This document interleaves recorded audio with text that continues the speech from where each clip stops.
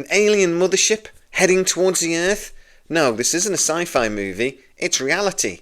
And it just turned its lights on, apparently. Welcome to the Tach Impulse podcast. Our tachyon pulse has been unable to completely penetrate the anomaly. I actually talked about this in a previous video. It's Atlas 31. It's I think it's a rogue comet, which basically means it's a comet that's entered our solar system from outside. It's an alien comet. We should have deported. And it's been heading roughly in the direction of Earth. It's actually about to go behind the sun at the moment, so we won't be able to see it soon. But Avi Loeb, who works for Harvard, he's genuinely a professor for Harvard. I think this is when the tenure system comes into question, because how Harvard haven't got rid of this guy is beyond me, because, you'd think they'd want to. This is not the first time he's actually come out and said an alien object is passing through our solar system, and it's definitely alien, because an object that actually went through, I think it was last year or year before, Donna something. I want to call it Donnarumma, but that's a goalkeeper that Manchester United trying to bite at the moment. But this object was very, it looked like a poo, basically, a giant poo. It was very cylindrical in thing. Or the mothership from Star Trek 3. No, 4. It's 4. Voyage Home. That one. It looked like that. So, that was passing through our solar system, and he said, look, it sped up and slowed down weirdly, so it was definitely alien in nature. There's actually a theory that the first time we will discover evidence of alien life, it'll be their garbage that we discover. I would have thought it would be radio waves or something, but, maybe that's true. And that's what they believe this giant poo in space was, alien garbage. So, Atlas 31, why do I say it's just turned its lights on?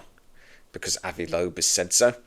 Basically, Hubble took a photo of this object, and according to Avi, it's reflecting light unusually. It's not right.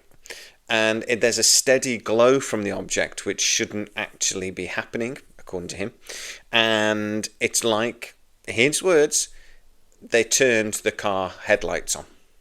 Yeah, this alien mothership that is definitely coming to kill us all is about to go behind the sun, so we're not going to be able to see it by mid-September. And they reckon it's going to come around the sun and then come back to the Earth. And NASA say it's not going to come anywhere near us. It's going to go past the sun. It's just going to go straight out, back out of our solar system eventually. But Avi says otherwise. Another thing he wants to do, and he's genuinely said this, is he wants to transmit, or he thinks we should, humanity should transmit a message to this object, basically saying welcome to the neighborhood, come in peace, and hello, that sort of thing. He suggests we should send it in Morse code, because that is a code that could be easily, using math, decoded into sort of a language. Problem is, it would decode into English, so they'd then have to decode that into whatever language they use. So yeah, that might not work. But anyway, that is his suggestion. He's also said, and this is where I start questioning his intelligence, that this object might be nuclear powered because of the glow. I suspect that any alien race that is able to send a mothership to Earth might have something a little bit more powerful than nuclear. I'd have thought they'd at least have fusion, which is something we're working on. So yeah, that really made me go, I think you're an idiot. He did actually point out that any alien object entering our solar system would be significantly more advanced than us. So, we should be afraid. So in that case, when we send the Morse code message saying, hello, we should actually say, please don't eat us and definitely don't probe us. We're really, really sorry that we incarcerated all your family over at Area 51. We'll give them back. Beep, beep, beep, beep, beep, beep, beep. Don't probe us. Beep, beep, beep, beep. I just don't know. This object is actually travelling at 135,000 miles an hour, which sounds fast, but actually, in space terms, it's normal. But they keep emphasising it like it's some sort of really terrifying thing that, is like, look how fast it's going. No, normal. I just don't understand how this guy keeps getting in the newspapers. It's only because, right? It's literally only because he works at Harvard, which they must love. Because he works at Harvard, he actually gets a little bit of traction with these things when he starts talking about them. If he was Bill down the pub with his tinfoil hat on, I should imagine, telling you there's an object in space and it's a mothership and it's turned its headlights on and it's coming to kill us all, you would go, oh, no. And probably phone an ambulance. It is the most ridiculous story. You guys might know that before I started talking about science fiction, I did have a mystery and conspiracy channel called Mystery Machine. It was like 6 or 7 years ago now. It's probably still on the YouTube somewhere. I've not looked in a while. But we used to look at all of these different alien stories, and I have to admit, I was a believer. I thought that, Area 51 was definitely full of aliens. I genuinely thought that we might have faked the moon landings. But then when you actually look into it in like any sort of real detail with an actual open mind, you realise that 99% of these stories are just nonsense. And there is almost always a far more realistic, boring explanation for a lot of these mysteries. Doesn't mean they all are. There are some cases we looked at and we generally went, don't know what happened there.